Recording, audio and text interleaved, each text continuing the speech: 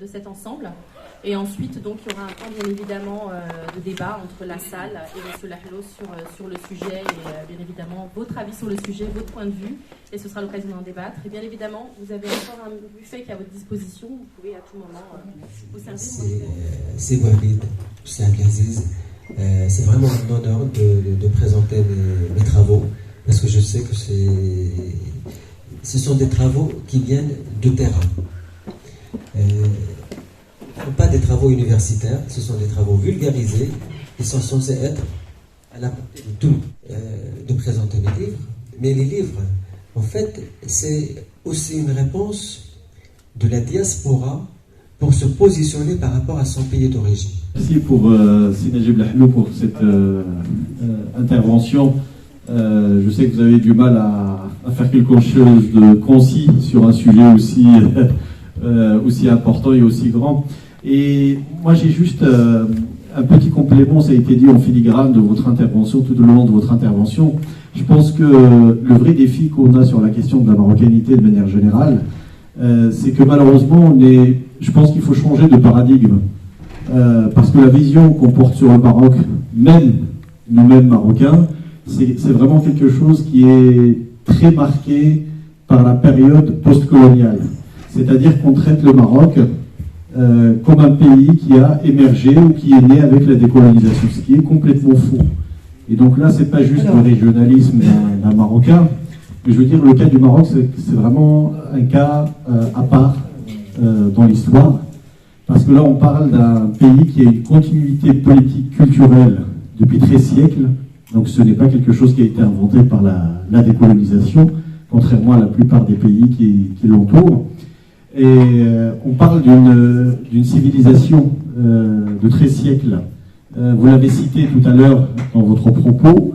On est omnibulé par la période protectorat ou colonisation franco-espagnole.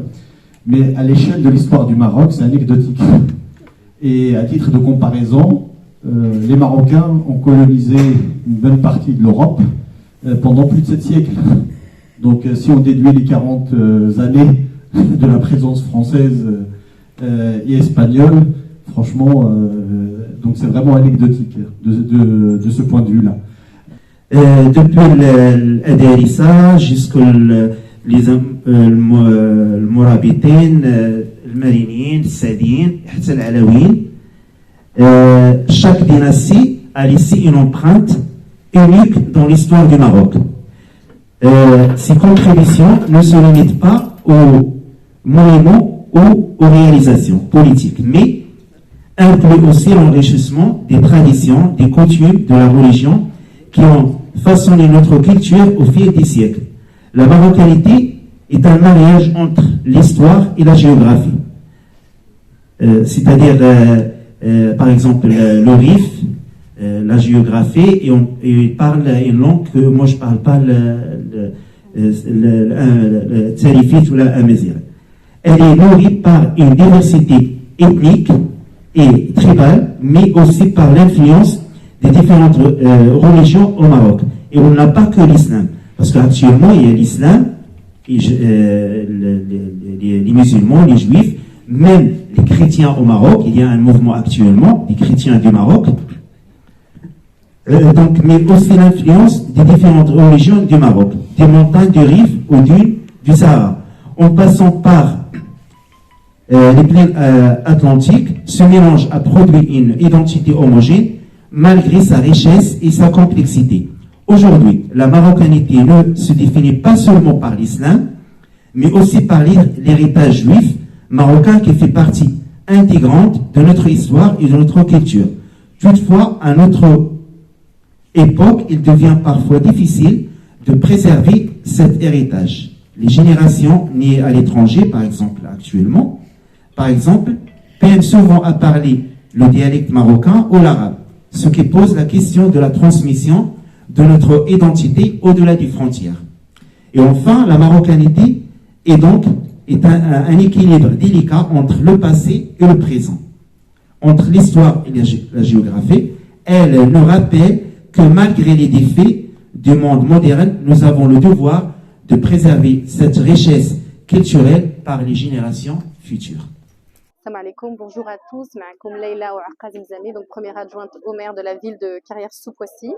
Aujourd'hui, un grand honneur de recevoir Monsieur Najib Lahlo chez nous sur notre commune pour parler marocanité, bien sûr, dans toutes ses transversales. Nous avons évoqué la famille, la société marocaine, notre diaspora, un sujet qui a suscité beaucoup de débats dans la salle. On a pu échanger à ce propos avec Monsieur Lahlo, qui est un homme de terrain, qui maîtrise son sujet et qui a su donc au travers de ses découvertes, de ses travaux, nous partager sa vision des choses concernant donc une vision sociétale, la vision de la famille, la vision de notre diaspora, de la communauté judaïque au Maroc et son importance. Donc un moment d'échange très riche, très bien à renouveler dès que possible. أزول اللون نبدا الساعة نحيطريو دان لا كونفيرونس الميسير نجيب الحلو نتاد لاسوسياسيون أفماما لا سيفيليزاسيون التاريخ حضارة التاريخ المغرب معنا l'intégration de la société française أيضا يصير l'association دار نجيب الحلو يزيد المشوار يتعاون بزاف من المية المغرب جمعية ديال فرنسا qui fait intégral جمعية ديال فرنسا إلى société فرنسا إلى société فرنسا. مالكي بوعبيد رئيس الجمعية الفرنسية المغربية لأصدقاء الأطلس المتوسط. اليوم وفي إطار واحد الشراكة واحد التعاون اللي كتجمعنا مع جمعية مغاربة ليزيفلين 78 وفي إطار واحد البرنامج اللي حطيناه مع الجمعيات اللي تنتميو لهذا الديبارتمون. تشرفت الجمعية بعقد واحد لقاء فكري ندوة تحت عنوان مغربيت بين الجذور الحضارية والاندماج الإيجابي للأستاذ المحاضر نجيب الحلو. هذه المحاضرة هي بداية للقاءات إن شاء الله فكرية ثقافية علمية اللي غادي ننهجوها بالتعاون مع جمعية مغاربة ليزيفلين ونتمنوا التوفيق السلام عليكم. للمستقبل الجمعيتين. إقليم بني ملال بالضبط زي القصيبة السطخ يشخ شرف الحاضرة قول ميتناتخ إن دوايا تخاه ندي سوال ما بين فرنسا والمغرب. الحمد لله نني بزاف الميدن أنه قيمة نحتفظن التقاليد المغربية وخا تيارو ندي تخاه وخا خاطر دي تخاه إلا ونيلو ندي تخاه إلا وندي دان إلا وندي خاطر دي تخاه. الحمد لله نراعي بزاف الميدن زي بزاف المدن زي المغرب انه سول تشبتن الثقافه داخلنا المغربيه الامازيغيه. الحمد لله يتخدخي الصفراح نتمنى الجيلات خنا ديولين او نتا الاباء القيمين تشبتن التقاليد تخاه يوراو نسن. الحمد لله يتخديس نتفتخر وديما مغربي. Bonjour à tous, Sofia de Kerala de l'association des Marocains du Comptoir. Aujourd'hui, conférence, échange et débat avec l'auteur marocain Najib Lahlo. Une expérience très agréable, formidable.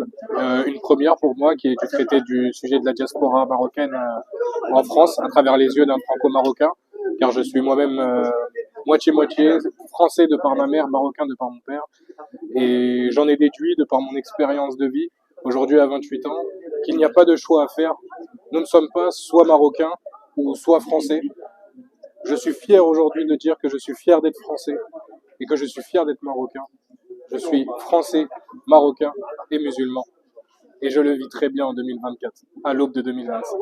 Merci beaucoup. Salam alaikum. Bonsoir mes chers compatriotes. Mais ce livre, Cher Maroc, que j'ai feuilleté et lu avec mon ami de 40 ans, si vous voulez, elle l'a lu pour moi. Je lui ai dit, vas-y, lis-moi, et moi, je ne vais pas dire ce qu'il y a dans le livre, parce que M. Lahlo, il fait plaisir d'être là, il nous a parlé beaucoup du Maroc. Moi, ce que je retiens de ce livre, c'est que, quelle chose principale, M. Lahlo, vous cherchez que le lecteur marocain retienne de ce livre, Le Cher Maroc. Et puis, la deuxième question, c'est, faut-il un aspect particulier, culturel marocain, que vous espériez faire découvrir à vos lecteurs? Et comme je dis, je ne vais pas redire ce qu'il y a dans le livre, vous parlez de plein de choses du Maroc. Malgré qu'ils ne sont pas beaux, ils ne sont pas belles, on aime bien y aller dans ce pays qui est plein des choses merveilleuses, des choses qui nous émerveillent, qui plaît à nos enfants et à nos petits-enfants. Voilà, moi, j'aime trop le Maroc. Ça fait 53 ans que je suis en France. J'aime trop le Maroc. Avant, j'allais souvent, pendant les grandes vacances. Après, quand j'étais à la retraite, j'allais 5-6 fois par an. Bon, je rajoute, donc à l'époque de Hassan II, même le jeune prince Hassan, qui était prince, il racontait qu'il était témoin des délégations qui viennent de Tindouf, de Touat, de Chinguit c'est l'actuelle Mauritanie, qui donnaient allégeance au roi à l'époque. Rappelons aussi que la Mauritanie, elle était jusqu'aux années 60, ça faisait partie du Maroc. C'est la France qui a coupé donc a créé ça. Donc comme toutes les frontières africaines. Oui, en fait. Salam alaikum, bonjour à toutes et à tous. Donc heureux de vous accueillir aujourd'hui au niveau de la conférence qui est intitulée sur la marocanité. Donc nous sommes heureux en tant que président des Marocains des Yvelines d'avoir regroupé les différentes associations des Marocains sur le département des Yvelines pour justement essayer de faire découvrir la marocanité dans sa profondeur.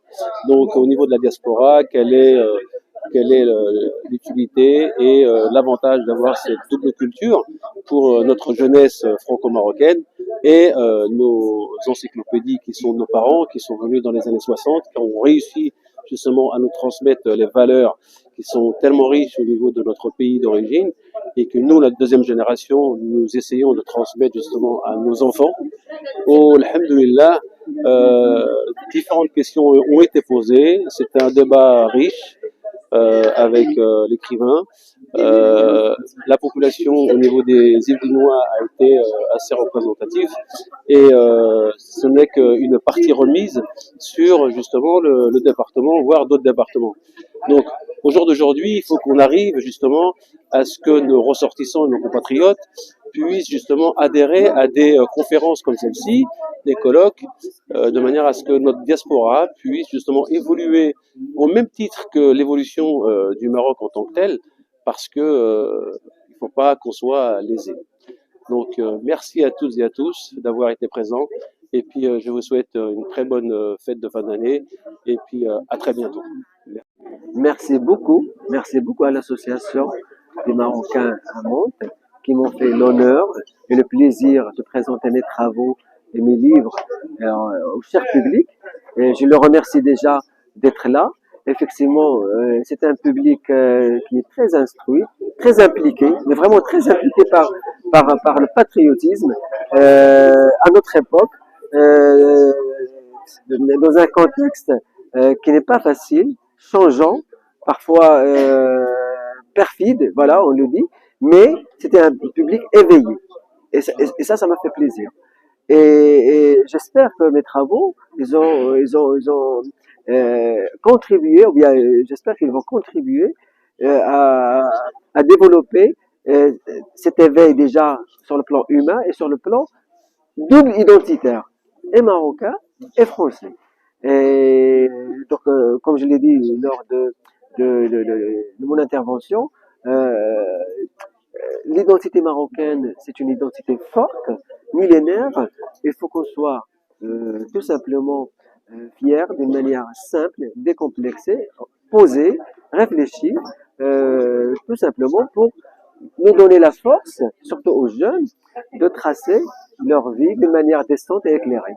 Tout simplement, on est fier d'avoir un aspect amazigh, on est fier d'avoir un aspect juif, on est fier d'avoir un aspect berbère, arabo, africain, andalou, occidental. Voilà, on est fier aussi de l'impact de la France sur notre mentalité, notre façon de voir les choses. Mais comme j'ai dit tout à l'heure, maintenant, le Maroc d'avant, le Maroc d'aujourd'hui, ce n'est plus comme le Maroc d'avant. Et il faut qu'il y ait une certaine égalité de souveraineté. Voilà. الله يحفظ البلاد والعباد، الله يحفظ الأسرة العلوية، وأبيانتو إن شاء الله.